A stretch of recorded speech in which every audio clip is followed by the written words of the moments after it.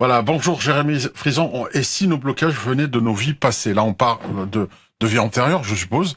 Alors là, ça aussi, c'est vrai que aujourd'hui, il y a un grand engouement qui parfois est traité par les autres comme du tourisme ésotérique, hein, savoir si j'étais grand roi, grande reine.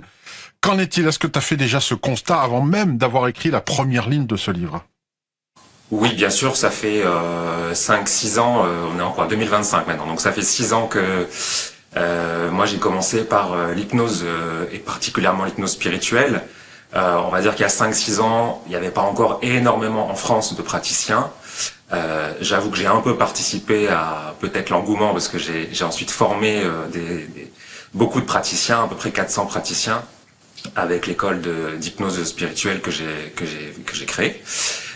Parce que j'étais passionné et parce que donc oui il y a eu un engouement et j'ai compris pourquoi. J'ai compris pourquoi parce que et c'est aussi pour ça que j'ai voulu écrire ce livre, parce que parfois il est plus facile d'aller dans ses vies antérieures que d'aller dans son histoire familiale, par exemple. Parfois, il est plus facile, on dirait, il est plus facile de prendre la petite route de campagne qui nous fasse faire un détour pour prendre conscience de certaines choses qui sont en vérité aussi, qui se reflètent dans notre histoire familiale ou dans notre histoire intérieure, tout simplement.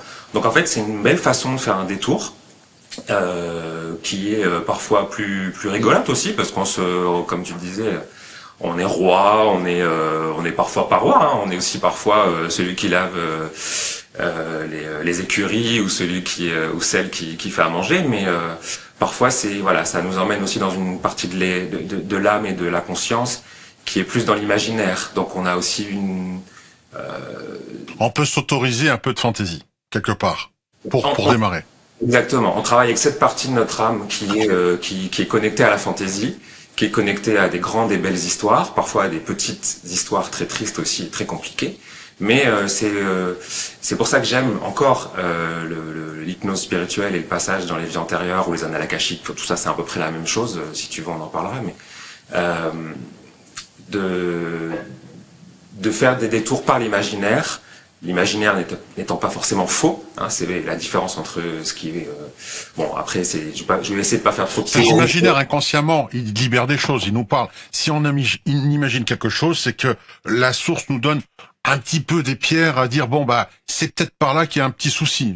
J'imagine. Je suis d'accord. C'est aller décoder justement cet imaginaire qui sont des messages de l'inconscient, comme tu l'as dit. Tout à fait.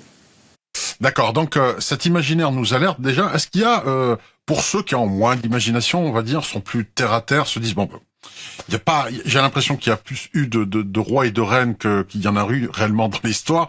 Donc là, est-ce qu'on peut parler de transincarnation? Alors la transincarnation, pour ceux qui ne savent pas, c'est qu'on vit plusieurs incarnations de manière simultanée dans l'espace et dans le temps. Donc on peut vivre en même temps une vie passée, tout en vivant celle-ci, puisque le temps n'existe pas.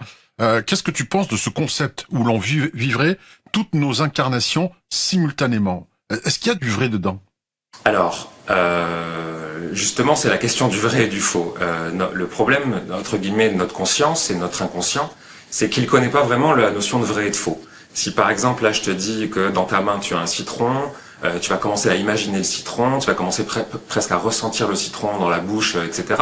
Et donc, c'est notamment ce qu'on appelle la suggestion. En hypnose, on va faire des suggestions positives pour imaginer des choses positives. En fait, ça va devenir positif. Donc c'est la notion la conscience, elle connaît pas vraiment ce langage du vrai et du faux. Ça, c'est plutôt un langage du mental et de la réalité matérielle. Hein. Je suis là physiquement, mais ma conscience, elle peut être ailleurs. C'est-à-dire qu'il y a des traumas du présent, enfin du passé dans cette vie, je veux dire, de cette vie présente, mais aussi d'autres vies qui peuvent encore être vivants. C'est ça quand j'entends transincarnation et que tu dis qu'on peut vivre parallèlement des choses, j'entends ça plutôt dans l'idée qu'on a du mal à faire le tri entre ce qui est vraiment le présent de mon incarnation au sens ici et maintenant, et de ce qui est passé. Alors parfois ça peut être du passé familial, du passé de mon enfance, du passé karmique, et tout ça finalement peut se mélanger. Et on peut en effet avoir des vies qui sont encore vivantes à l'intérieur de nous-mêmes, parce qu'en fait la leçon n'a pas été comprise, parce que la vie a été trop lourde, parce qu'il y a plein de raisons comme ça.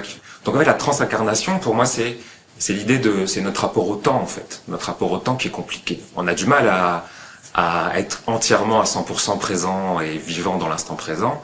On est encore impacté par des choses du passé, que ce soit, comme j'ai dit, l'enfance, des événements familiaux, le transgénérationnel ou du karmique. En fait, tout ça se mélange un peu et l'objectif, c'est de faire le tri, c'est de dire, ok, qui je suis vraiment en fait?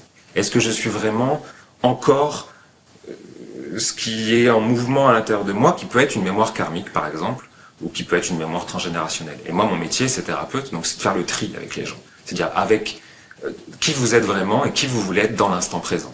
Et parfois, c'est dur de se dire ça. Ça paraît une question simple, en fait, qui je suis et qui je veux être et qu'est-ce que j'aime. L'identité, c'est très compliqué. C'est la question de l'identité. Et c'est de dire, ok, ça c'est pas moi, ça c'est plus moi, ça a été moi, mais je veux plus que ça le soit. Ça a été moi.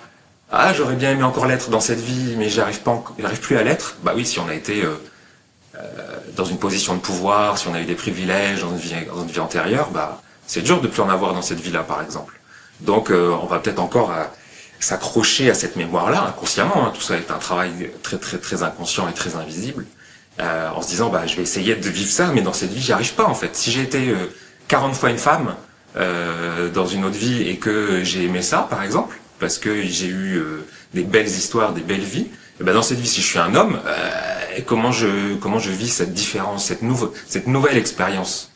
Donc c'est faire le tri, c'est dire ok, c'est une nouvelle expérience, c'est un nouveau moi, ici et maintenant. Parce que moi je suis un thérapeute du présent quelque part, même si je fais des tours par le passé, je fais que des tours. C'est le passé pour réparer le présent. Voilà, c'est au service du présent, pas le reste. Hein. Pour aimer le présent et pour se sentir vivant et donc en santé aussi quand même. Parce que en allant faire des détours dans les vies antérieures, on trouve vraiment des mémoires qui impactent le corps, la santé, la santé psychique, la santé physique, enfin tous les niveaux de la santé. Quoi. Donc voilà. Alors, les signes d'un souci de vie passée, on va classer ça par genre, on va dire, on va essayer de classifier cela. Est-ce que c'est la répétition de problèmes où on se dit à chaque fois ça revient sur le plateau, donc peut-être qu'il faut aller voir du côté des vies antérieures. Est-ce que ce sont des rêves, des cauchemars répétitifs, là aussi, par la répétition, ou des traumas inexpliqués? C'est-à-dire qu'il n'y a pas eu de trauma, par exemple, avec une araignée, et la personne a vraiment une sainte horreur de l'araignée ou du vide, alors qu'elle n'a jamais eu de trauma en rapport avec le vide, ou peur de la noyade, de l'eau, est paralysée par rapport à la peur de l'eau, alors qu'elle sait nager, mais elle veut pas y aller. Quels sont les signes? Comment les classifier? Alors, je donne juste un exemple de quelqu'un qui disait j'ai pas eu d'enfant et une personne lui aurait dit oui, mais parce que dans une vie précédente, tu as eu des enfants, ils sont quasiment tous morts de faim parce que tu n'avais pas les moyens. Il y a eu ce vœu que tu as fait à ce moment-là dans cette vie en question où tu t'es dit si je reviens, je ne veux plus avoir d'enfants parce que j'en ai marre de voir mes enfants mourir. Voilà.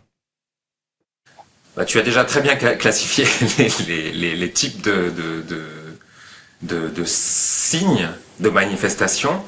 Qu'est-ce que je peux rajouter? Je peux rajouter que c'est pas forcément des choses qui te contraignent et qui sont récurrentes. Parfois, ça peut se réveiller à un moment dans la vie. Par exemple, j'arrive moi j'ai 42 ans cette année, je crois, un truc comme ça. Si j'ai une mémoire karmique, un trauma karmique, on pourrait appeler ça un trauma, dans une vie qui marque à 42 ans, eh ben ça peut se réveiller aujourd'hui. Donc c'est pas un schéma que j'ai déjà traîné depuis mon enfance, ou depuis mon incarnation, je suis arrivé quoi. Mais ça peut se réveiller. Donc à tout moment, en fait, ça te laisse tranquille un temps, et il y a quelque chose qui va débloquer, dire c'est le moment de traiter le dossier. Ça peut. Quand on me demande est-ce que c'est possible, je dis toujours bah ça dépend. Donc ça dépend, oui, si vous n'avez quelque part pas géré ça dans une autre incarnation, ça peut se réveiller à un âge spécifique ou dans une situation spécifique. Par exemple, je me marie et le jour du mariage, je vais avoir une énorme anxiété parce que ça va me réveiller d'une certaine façon des mémoires. Ça réveille comme une partie de pas notre cerveau. Enfin, on a du mal à dire si c'est le cerveau, le corps. Enfin, c'est partout quoi. La mémoire, elle est partout. Ça peut réveiller donc une situation parce que peut-être il y a eu dans un mariage dans une vie précédente ou dans des vies précédentes où paf il y a eu des événements et là il y a cette angoisse comme s'il y avait une mémoire qui se réveille, un livre qui s'ouvre et waouh c'est le moment d'y regarder quoi. D'accord. Alors, le fait que des personnes se sentent un peu vieille âme, en disant moi je suis une vieille âme, je sais pas d'où ils sortent ça, mais bon, peu importe, on va considérer qu'ils se sentent comme une vieille âme. Moi, pour moi, c'est pas une bonne nouvelle. J'en ai parlé déjà dans une autre émission à titre privatif où j'ai expliqué simplement que pour moi, revenir, c'est qu'il y a une leçon qu'on n'a pas compris ou quelque chose qu'on a travaillé. Et en général, quand tu redoubles une classe indéfiniment, c'est que t'es un peu mauvais élève quelque part. Donc c'est pas une très très bonne nouvelle. Alors, vieille âme, est-ce que c'est les cancres de la classe ou pas? Alors, ça c'est le choix de l'âme. C'est la question du choix de l'âme. Pourquoi l'âme choisit de revenir? Moi, je laisse quand même une porte ouverte sur l'idée que, en fait, nous, au quotidien, c'est dur d'être vivant, de faire avec notre corps, là, avec la société, avec les gens, avec les émotions, tout ça. Je sais qu'au quotidien, c'est dur. Mais peut-être que notre âme, elle n'a pas cette vision du bien et du mal. Peut-être que l'âme, elle a une vision juste d'expérience. Elle a une vision de, je vais apprendre autre chose. Je vais ouvrir, je vais évoluer, et je vais grandir. Voire même, je vais apporter des choses aux autres. Et nous, on le vit comme une charge, parce qu'il faut apporter des choses aux autres, c'est compliqué, il faut apprendre des trucs, il faut réapprendre. Depuis la naissance, il faut refaire le processus, il faut apprendre à marcher, à parler, etc. Et si l'âme, en fait, elle choisissait tout simplement par amour de venir expérimenter. Parce que quand on aime, on a envie d'expérimenter, on a envie de partir en vacances, on a envie de regarder le soleil, de faire des choses, tu vois, quand on est amoureux. Et si l'âme, elle était dans l'amour, si elle était issue de cette source qu'on peut appeler l'expérience ou l'amour, et que tout simplement, elle venait pas comme étant punie, comme tu le laissais entendre, hein, le cancre, la classe, et le Oui. On revient parce qu'on a mal travaillé, quoi. Les devoirs n'ont pas été faits. En tout cas, moi, mon expérience de thérapeute et de karma-thérapeute ou d'hypnothérapeute, c'est, le message qui revient régulièrement et voire même presque tout le temps, c'est qu'on n'est jamais puni en fait. On n'est pas puni à revenir. Ça, c'est quand nos vies elles sont dures qu'on peut croire ça. Et quand elles ont été dures souvent, qu'on se commence plus dans plusieurs vies, qu'on commence à dire oui, c'est peut-être une punition en fait. La punition, c'est la vision un peu bouddhiste du karma, de l'enfermement. On est enfermé dans un cycle de réincarnation. Et puis derrière, il y a eu la vision catholique de la pénitence. Donc c'est pour moi une vision qui est un peu influencée par les religions et par des croyances en fait, tout simplement, hein, sans les juger. Moi, la croyance que j'essaie d'apporter, c'est peut-être ça ma mission dans la vie, c'est de dire aux gens, tout n'est pas une punition, c'est peut-être une chance d'être ici et maintenant, c'est peut-être une chance d'avoir cette incarnation, c'est peut-être une chance d'avoir des charges, des mémoires karmiques, de dire, ah ok, c'est des livres que je dois ouvrir en fait, tout simplement, et que je dois... des fois on lit un livre et puis on comprend pas tout de suite, tu sais, des fois il faut le relire ou relire un chapitre, ah c'est ça, là je vois le sens qu'il y a dans ce chapitre. Donc je pense pas qu'il y ait de punition, je pense pas qu'il y ait de cancre, je pense pas qu'il y ait de mauvais élèves. Je pense qu'on fait ce qu'on peut déjà. Et le cancre, même le cancre au fond de la classe, il fait déjà ce qu'il peut en fait quelque part. Donc oui. Oui. Merci. Alors justement, tu as parlé beaucoup de choses, de justesse, de bien, de mal, de karma. On va parler aussi du dharma. Quelque part, quand on voit une rockstar ou un artiste à Hollywood, certaines personnes qui ne sont pas à cette place-là, parce qu'il faut pas trop les envier non plus. Croyez-moi, c'est pas si beau que ça. Hein. Hollywood, c'est une vitrine d'illusions. Hein. D'ailleurs, ça brûle actuellement. Donc, le dharma, on se dit, oula, ils ont eu plein de points de vie. Est-ce qu'il y a des bons points comme à l'époque où on disait, voilà, t'auras une image ou un bonbon ou quoi que ce soit. Le dharma, quand t'en as cumulé un trésor, est-ce qu'on peut tout se permettre? Est-ce qu'à ce moment-là, on peut même revenir dans une incarnation et faire des choses terribles sans en craindre derrière voilà les conséquences qui normalement vont avec? Et puis même ça, tu l'as dit tout à l'heure, le bien et le mal, pour l'âme, c'est juste une expérience. Alors, est-ce qu'on est tour à tour bourreau, victime? Est-ce que c'est ça le change? Et là, cette roue du samsara, tu parlais du bouddhisme tout à l'heure. Alors, c'est une énorme question philosophique à laquelle des milliards peut-être de personnes ont essayé de répondre. Qu'est-ce que moi je peux apporter? En effet, j'essaie de me positionner en dehors du bien et du mal. Peut-être parce que je suis thérapeute déjà, et que quand on est thérapeute, on essaie de pas juger et de pas dire aux gens ça c'est bien, ça c'est mal. D'être au-delà de la morale quelque part. qui parfois nous fait du mal, la morale un peu qui nous enferme. Oui, j'imagine. Mais là, il s'agit aussi la morale par rapport aussi à la pesée de l'âme, parce que s'il n'y a pas bien de mal, cette pesée de l'âme dont parlaient tant les Égyptiens, par exemple, est-ce qu'elle existe? Est-ce qu'il y a des bons points? Est-ce qu'il y a des vies?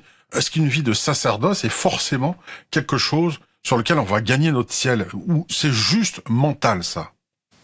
Je pense que c'est pas l'expérience qui a un poids ou qui a des bons, enfin, qui mérite des bons points, c'est ce qu'on en apprend.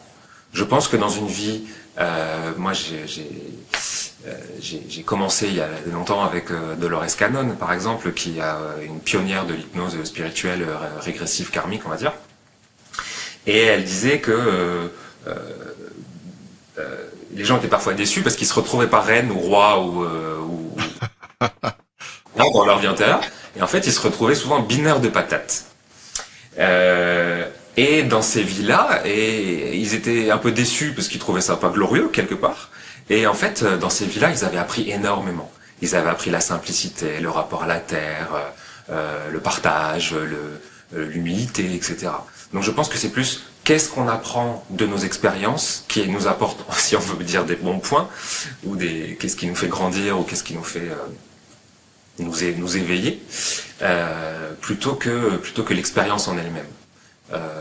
C'est plutôt qu'est-ce qu'on apprend de nos expériences que l'expérience qui nous fait grandir. Donc, d'ailleurs dans le livre, j'ai voulu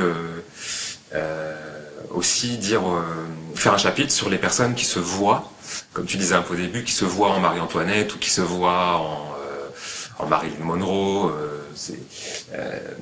En fait, ça, ce sont des archétypes. C'est un peu l'angle que j'ai voulu prendre aussi pour le livre, c'est que on peut se voir, ou parfois dans les rêves aussi, parfois on peut se rêver en star ou en bourreau, quelque part, c'est un archétype aussi. Les archétypes au sens de Jung, le psychanalyste, un disciple de Freud, on va dire, pour faire simple. C'est pas forcément qu'on a été Marilyn, c'est pas forcément qu'on a été le grand bourreau ou celui qui a condamné Jeanne d'Arc au bûcher, mais c'est qu'est-ce qu'on va en apprendre, qu'est-ce qu'on va apprendre de cette expérience, que ce soit une expérience réelle ou archétypale, pour pas dire fausse, en fait. C'est pas ça qui est important ou qui est intéressant, c'est qu'est-ce qu'on apprend de cette expérience. C'est qu'est-ce qu'on retient. J'aurais même envie de dire, c'est qu'est-ce qu'on en fait de cette expérience. Parce que si tu vis une expérience que tu apprends, bah oui, c'est l'important, c'est d'être dans le présent, l'important c'est de partager, l'important c'est l'amour, etc. Un peu les leçons de tout éveil spirituel, quand même. Mais si t'en fais rien, si tu pratiques pas au quotidien l'amour, le partage, la bienveillance, le non-jugement, oui, ça sert à rien. Bah, t'as juste une info, une notion, des crayons de couleur, et puis tu dessines rien, quoi, en fait, avec tes crayons de couleur. Tu n'es pas vivant. Tu es juste, t'as juste compris un truc, mais t'en fais rien quelque part.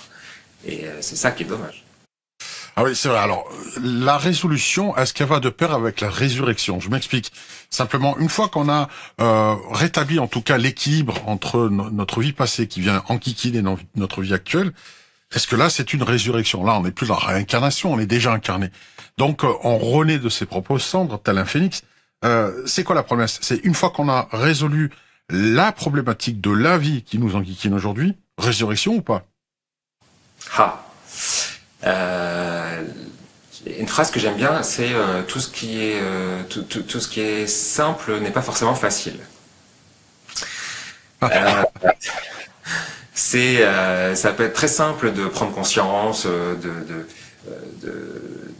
comprendre les choses, et puis derrière, quelques temps après, tu prends une conscience, comme je disais, quand tu ouvres un livre, tu dois le relire, tu dois relire le chapitre, etc. Il faut y revenir. C'est le processus de la conscience et de l'ouverture. Pour moi, la résurrection, d'une façon symbolique, d'une façon un peu plus large que on n'est pas sur le terme religieux là, on est sur une vision holistique du terme, j'ai envie de dire, je sais pas si c'est le bon terme, mais une vision plus large, on va dire. Pour moi, c'est vivre, mais au sens en action. C'est vivre, c'est mettre en action ce qu'on a compris. Et c'est retourner dans la vie. Et il y a beaucoup de gens qui ont du mal. Et c'est difficile d'avoir confiance dans ce monde. Moi, j'ai beaucoup de clients en ce moment. La grande question, c'est comment être fonctionnel dans ce monde dysfonctionnel. C'est comment... Ouais, être en bonne santé dans une société malade, c'est compliqué, ouais. Exactement. Et donc, et comment avoir confiance dans un monde où on voit... alors, c'est pas nouveau, hein, ça fait des siècles que ça s'arrange pas, on va dire ça. Donc, c'est continuer à garder la foi, à garder la force, à garder la confiance, à garder l'envie. Alors, la résurrection, pour moi, ce serait ça. Ce serait faire renaître en soi la confiance, faire renaître en soi l'envie, faire renaître en soi l'amour de soi, des autres, de la vie. Et en fait, ça, on dirait que c'est simple, mais c'est pas facile. Oui, j'imagine. Donc la vie antérieure, c'est pareil. Enfin, c'est les vies antérieures au pluriel, j'entends bien. Et en tant que thérapeute, tu ne t'intéresses aux vies au pluriel, peut-être une ou deux vies qui viennent enquiquiner, en tout cas notre vie actuelle. Quels sont, en tout cas, le ratio du nombre de vies antérieures qui nous emmerdent, littéralement, lâchant le mot, sur la vie actuelle? Je m'explique. Quand je dis ça, ça peut être 10 vies d'avant ou seulement la vie précédente. Qu'est-ce que tu as constaté de ta pratique? Est-ce que c'est celle qui vient d'avant ou ça passe 3 ou 4 vies? Si je devais faire une sorte d'étude comme ça, globale, j'ai eu la chance d'accompagner des milliers de personnes, on peut dire maintenant, mais parce que j'ai été passionné, donc j'ai cherché à beaucoup pratiquer. Souvent, c'est la vie d'avant. À la louche, hein, je dis souvent parce que je peux pas dire à 80%, mais ouais, il y a quand même la vie d'avant qui est très très marquante. Il y a parfois l'accumulation des vies, comme tu disais, les 10 vies, par exemple, précédentes. Il y a aussi comment dirais-je, tu disais vieille âme tout à l'heure, il y a aussi le fait d'avoir peu de vie ou au contraire beaucoup de vie avant. Bah oui, si j'ai pas eu beaucoup d'incarnations sur Terre, bah j'ai du mal avec le corps, avec ce qu'on appelle les données de l'incarnation. C'est comment je fais au quotidien, les relations sociales, etc. Donc ça dépend aussi du nombre de vies. Ça, c'est important. Et puis, il y a un truc très important que moi, j'appelle le transkarmique. C'est où j'ai déjà été incarné dans mon arbre généalogique. Transgénérationnel et karmique, on mixe les mots, ça fait transgénérationnel karmique, ça fait transkarmique. Parce que, de mon expérience, encore une fois, je ne détiens pas une vérité absolue. Moi, je cherche à aider les gens, hein, pas avoir une médaille d'or du CNRS. On a tous été incarnés, ça c'est mon expérience et mon travail, mon ressenti, mon expérience de thérapeute. On a tous été incarnés dans notre arbre généalogique. Donc on a été tour à tour mère, père, frère? Non, non, c'est pas. Par exemple, je donne un exemple, c'est plus simple. Moi, j'ai déjà été incarné dans mon arbre généalogique. J'étais dans ma branche maternelle, la grand-mère de ma grand-mère maternelle. Oui, c'est bien ce que je pensais, ouais. On a été dans... Ouais, donc on n'a pas été... alors oui, on a joué plein de rôles, souvent on a joué plein de rôles, comme tu disais, père, mère, etc. Mais souvent c'est... alors Jung, il appelait ça le point du capiton. Tu sais, les fauteuils, les fauteuils un peu... Oui, les fauteuils chez Starfield, notamment, par exemple, oui. Le bouton, là... le bouton qui retient les différentes couches. Quand on trouve l'information transkarmique, en fait, où j'ai été incarné dans mon arbre généalogique et qui j'étais, et ce que ça a créé, etc., toute l'histoire, quoi, et ben c'est ce qu'on appelle, enfin, moi je trouve que c'est souvent le point du capiton, c'est-à-dire que paf, on va faire sauter un truc, et là, j'ai remarqué que c'était l'information qui était la plus, tu sais, dans l'esprit, quand ça fait waouh, je viens de comprendre un truc énorme, le Eureka.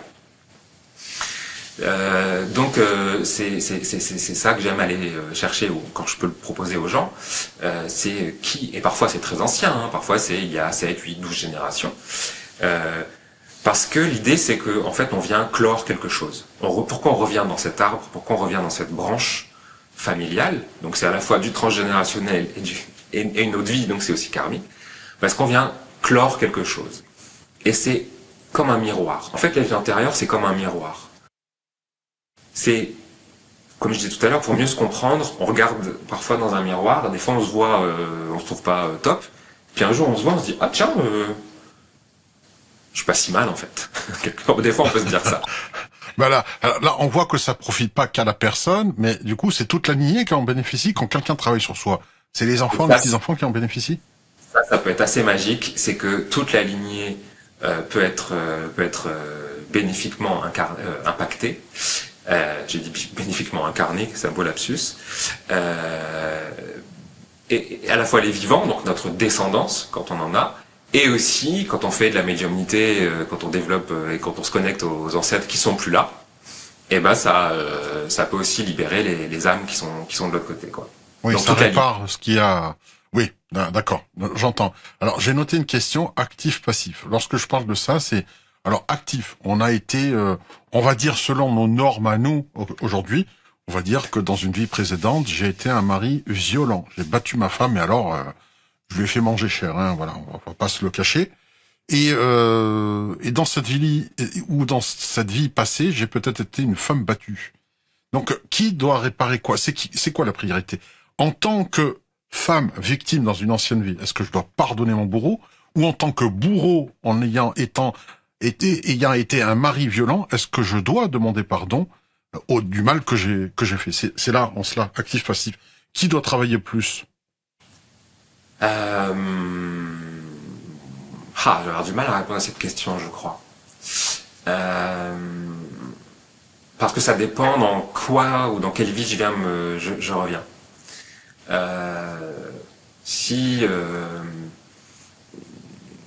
Et puis ça dépend aussi si je retrouve cette même âme.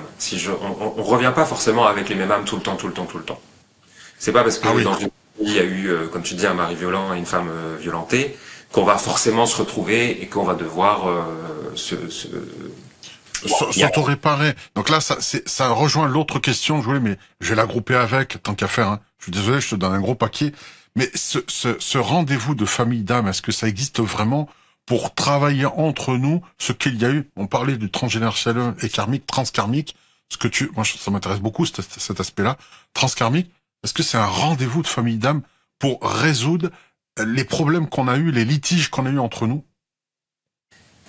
Oui. Oui, mais oui, ça arrive, mais souvent on vient juste expérimenter quelque chose de nouveau. On vient pas forcément faire le grand livre des comptes et dire bah toi t'as fait ça, moi. C'est pas parce qu'on a été entre guillemets bourreau qu'on va forcément être victime dans une vie suivante. Ok, c'est pas aussi simple, c'est pas aussi binaire. Ok. Parce que aussi il y a tout ce qu'on appelle l'entre-deux-vie. Parce que si on pense à ce cycle, il y a des choses qui peuvent se passer de l'autre côté quand on n'est pas incarné. Si dans l'entre-deux-vie, on fait suffisamment, on va dire, de prise de conscience, on prend du recul, etc. Si c'était même quelque chose qui était prévu au début de l'incarnation, quelque part, j'ai envie de te dire, c'est triste, c'est terrible à dire, je sais, parce que moi je pense aussi aux gens qui peuvent être concernés, qui peuvent être des femmes battues aujourd'hui, ou qui peuvent être des gens qui sont concernés. J'essaie de ne pas dire de choses qui peuvent être douloureuses à entendre. Blessantes ou autres, ouais. Parce que ça demanderait beaucoup de temps. J'essaie de faire simple. Évidemment qu'on n'a pas quand on parle de projet d'âme, quand on vient s'incarner, on n'a pas l'idée d'être bourreau de sa femme. Mais on va expérimenter une forme de pouvoir, par exemple.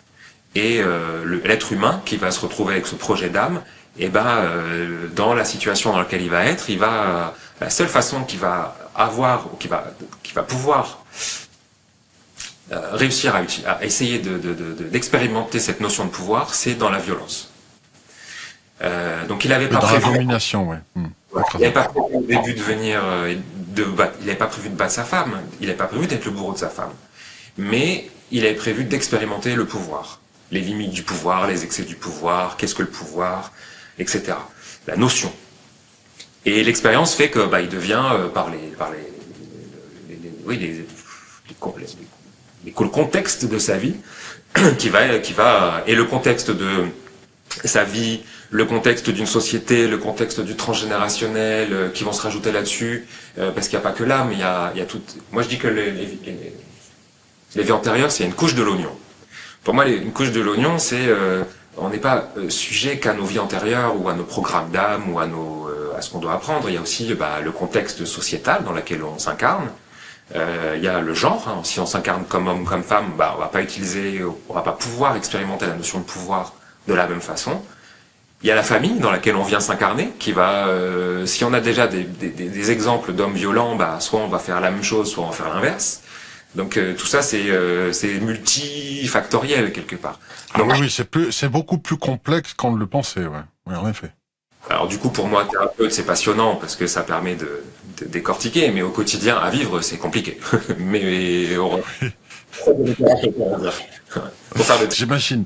Alors, est-ce que l'on choisit nos épreuves? Le projet d'âme, tu parlais d'entre-deux-vie, d'accord? L'entre-deux, lorsqu'on retourne, on va dire, à la source, on retourne à la maison, est-ce que là, quelque part, beaucoup disent qu'on choisit nos épreuves de vie, mais est-ce que c'est en fonction d'un menu prédéterminé en disant, voilà, il y a eu telle dette, telle chose que tu as vécue, tu as eu telle expérience, et en fonction de ces expériences-là, tu vas piocher dedans pour réparer. C'est un peu comme si on était un peu notre propre thérapeute au niveau karmique, au niveau de l'âme, pour choisir ce que l'on doit vivre à l'inverse de ce que l'on a fait subir ou autre. Est-ce que le choix est restreint? Est-ce que finalement, parce que certaines personnes se disent, j'ai une vie difficile, j'ai dû être un véritable salopard, c'est une purge pour moi, que ce soit un homme ou une femme, se disent, pour m'infliger une vie aussi difficile, j'ai pas dû être très très bon finalement. Donc, est-ce que ce menu qu'on lui donnait à choisir était si restreint que ça? Je sais, il n'y a pas de punition là-dedans parce que l'âme ne le voit pas comme ça. On insiste encore, sinon on y met du mental. Mais est-ce que l'âme, justement, a ce choix? De mon expérience et de ce que j'en ai compris, qui est forcément limité, hein, mais bon, ça m'a quand même bien passionné au point d'en écrire un livre quand même. Donc, ce que moi j'en comprends, c'est que oui, on choisit, mais on choisit pas que pour soi en tant que moi, mon petit ego, quoi. C'est pas, il faut voir ça au-delà de soi-même. C'est-à-dire les interactions qu'on va avoir sur Terre. Il y a un jeu d'acteurs, c'est une pièce de théâtre. On choisit une troupe pour avoir toutes les expériences et pour faire profiter un maximum de personnes. Tu sais, aujourd'hui, on parle beaucoup d'algorithmes, par exemple. Pour moi, le choix de réincarnation, c'est comme un algorithme. Ça dépend de toutes les données qui sont rentrées dans l'ordinateur, c'est-à-dire les miennes, les tiennes, celles du moment où on va s'incarner, celle d'un groupe social. Enfin, moi, par exemple, je suis incarné en France, donc peut-être qu'il y a aussi des notions. Donc, en fait, c'est comme un immense ordinateur. C'est cette intelligence qui nous dépasse, cette intelligence collective, on pourrait dire. Hein. C'est pas moi qui décide de, allez, je vais m'incarner aujourd'hui en France en 2025 parce que je dois, avec mon peu. Ça, c'est une vision égotique, tu vois. C'est l'ego qui aurait décidé ça. C'est pas l'âme, elle a une notion beaucoup plus collective. Elle a une notion beaucoup plus interconnectée aux autres âmes, quelque part. Donc, c'est comme un algorithme qui fait qu'on va se retrouver à tel endroit dans telle vie. Donc, c'est pas juste comme par l'idée de la punition qui revient souvent, hein, on a souvent cette question. C'est pas pour vous punir que vous avez une vie difficile. C'est un ensemble de facteurs qui sont comme la couche de l'oignon là dont je parlais. C'est multifactoriel. C'est peut-être pour apprendre des choses, dans l'épreuve, parce que dans les épreuves parfois on apprend. C'est plus dur, mais parfois c'est plus. Oui, ça marque, normal. C'est plus intense, quoi. Et parfois plus profond. Donc à chaque fois qu'on se connecte du côté plutôt de l'âme plutôt que du mental et de l'ego, il n'y a pas cette notion de punition, il n'y a pas cette notion de revenir pour j'ai envie de dire même le pardon, il y a le vrai pardon de l'âme et du cœur, et puis il y a parfois un pardon mental. Bon, c'est trop théorique là, mais c'est. Oui, alors, ça dépasse tout ce cadre-là. C'est passionnant. C'est plus universel d'ailleurs. Ouais. Et c'est passionnant parce que tu te dis, il y a une autre façon de voir, il y a une autre façon de penser. Quand tu te connectes à ce qu'on appelle l'âme, là aussi il y a des débats, des croyances, etc. Tu passes à un autre niveau de conscience en fait. Et ça c'est magique parce que c'est plus je souffre, c'est ma faute, parce que je comprends rien, parce que j'ai été une mauvaise personne dans une autre vie. Non, c'est qu'est-ce que je dois apprendre de cette expérience et qu'est-ce que je dois faire, qu'est-ce que je peux faire avec tout mon potentiel pour ne pas continuer à souffrir en fait. Pour moi, passer par les vies antérieures, c'est se dire ok, il y a des moyens de pas souffrir, il y a des moyens d'apprendre, il y a d'autres moyens d'apprendre que l'ego, le mental et la culpabilité et la douleur. Oui, j'imagine. Alors, une fois qu'on a compris, parce que tu es thérapeute, d'accord, c'est une énorme question. On aurait pu faire justement toute l'émission rien que sur cette question-là, parce que c'est quand même immense. Mais je vous laisse justement découvrir le livre. Une fois qu'on a compris, alors c'est bien, il y a la thèse, l'antithèse, la conclusion. À chaque fois, il faut développer. Donc, on constate par la répétition qu'il y a quelque chose qui nous appartient pas de cette vie, qui quelque chose des casseroles que l'on a de l'ancienne. On a compris cela. On vient te voir en tant que thérapeute. Tu confirmes qu'effectivement, il y a un truc qui va pas, et tu vas dire ce qui ne va pas, ou est-ce que ça coince. Après, une fois qu'on a identifié la problématique, qu'est-ce qu'on peut faire concrètement pour raccourcir cela et que, entre guillemets, de ce qui nous enquiquine, cette faiblesse d'en faire une force? Parce qu'on peut en faire une force derrière. Que se passe-t-il? Comment on procède? Il y a plein de façons. Déjà, la prise de conscience, elle peut être, tu sais que tout à l'heure je disais Eureka, je prends conscience que c'est pas moi en fait. Je prends conscience, et dans le cadre de l'hypnose, on peut faire une espèce d'acte de dissociation, on pourrait appeler ça, de ce n'est plus moi, et en fait, j'ai plus à perpétuer ce schéma, cette croyance, parce qu'on va aller chercher ce qui me rattache à cette mémoire. Et souvent, ce qui me rattache à cette mémoire, c'est une croyance. Si je perpétue la croyance que je suis quelqu'un de pas bon ou quelqu'un qui mérite pas l'amour, je vais quelque part aussi nourrir ces mémoires karmiques. On n'est pas juste victime de nos mémoires karmiques. Inconsciemment, on les nourrit aussi parce qu'on nourrit en nous l'idée, parce qu'on nous l'a fait croire quand on était enfant, parce que la société parfois peut nous le faire croire, qu'on n'est pas une bonne personne ou qu'on mérite pas l'amour, comme l'exemple que j'ai pris. Donc on cultive cette mauvaise herbe si c'est une mauvaise herbe, quoi. Absolument, mais sans s'en rendre compte. C'est tellement intégré à nous et c'est tellement ancien, ou intégré parce que c'est lié à notre enfance et depuis la naissance, que oui, on nourrit aussi nos mémoires karmiques. Et ça, c'est génial de dire ok, il faut que j'arrête de penser que je suis nul. Parce que qui est nul en fait? Personne n'est nul sur Terre. Et pourquoi moi je serais le seul à être nul en fait? Faut que j'arrête cette croyance limitante, cette fameuse croyance limitante. Je sais pas si je réponds vraiment à ta question. Si, non, mais là je t'écoute avec un grand intérêt parce que non, mais c'est vraiment passionnant en plus parce que effectivement il faut bien séparer. Alors, ce qui est difficile, c'est justement de dépasser ce cadre du mental. Ça, je crois que cette coupure-là est un petit peu complexe. La question, c'était comment on fait pour se libérer de ces mémoires, quoi. C'est ça.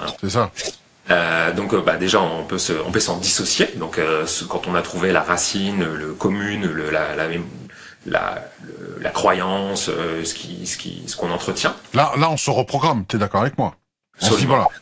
Le fait de se dévaloriser, on prend conscience de sa magnificence. Déjà. Exactement. Et puis se reprogrammer, c'est aussi se mettre en mouvement. C'est aussi se dire, ok. Je prends conscience que je suis pas nul en fait. Je suis même ok, je suis ok quoi. Je suis pas encore génial, mais je suis ok.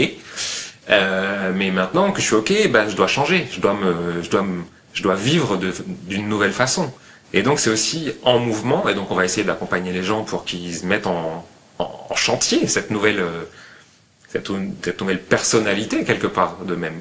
Parce que du jour au lendemain, tu te dis plus je suis nul, tu te dis je suis pas trop mal. C'est génial déjà. Oui, c'est génial, mais c'est un énorme changement. Et le changement, le mental, il déteste ça. Et donc, il y a tous ces bloqueurs-là de, ok, je prends conscience, c'est pas moi, c'est pas moi, c'est pas moi. Tu sais, les gens qui disent, oui, j'ai beaucoup travaillé sur ce sujet, mais ça va pas changer. Ça revient. Ah oui, mais qu'est-ce que vous avez fait pour changer de modèle, pour changer de personne? Est-ce que vous aimez la nouvelle personne que vous êtes en train de devenir? Est-ce que vous avez pas trop, ou est-ce qu'elle vous fait peur, cette personne? Parce qu'elle est nouvelle, tout simplement. Et du jour au lendemain, tu dois dire et puis tu changes les relations sociales aussi qui sont liées à ça. Tu changes tu changes le logiciel au fond quoi. Mais tout change du coup. Peut-être tu vas devoir changer de mari ou de femme parce que tu sors d'une relation toxique quand tu commences à t'aimer un petit peu et ben naturellement tu sors de la relation toxique avec l'autre. Oui, ce qui nourrissait finalement l'ancien modèle. Donc on dit, comme je disais tout à l'heure, ça a l'air simple, mais c'est pas si facile parce que il faut vivre quoi. Et il faut changer les Il faudrait choses. apprendre à vivre avec de nouveaux paramètres qu'on a mis en place. Donc, il y a la déprogrammation, la reprogrammation qui implique des changements. Donc, quelque part, ce que tu es en train de nous dire là, c'est que on peut bouleverser notre vie dans le bon sens du terme, hein, j'entends bien, en comprenant ce que nos vies antérieures nous ont empêché de faire, d'avancer.